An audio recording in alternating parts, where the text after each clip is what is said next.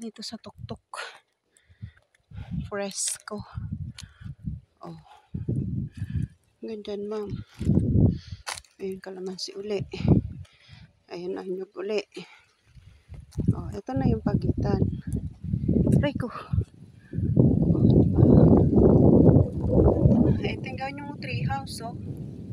Yan. Ang dami, oh. Hindi nalis nila kay.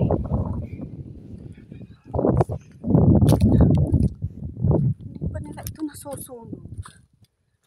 Nalimutan siguro. Diba? Ang ganda. Oh, mansin na naman. Yug na naman. Hi, ma'am. Oh, sarap ng tingnan. Dito ako sa tuktok. Puro uling na yung shoes ko.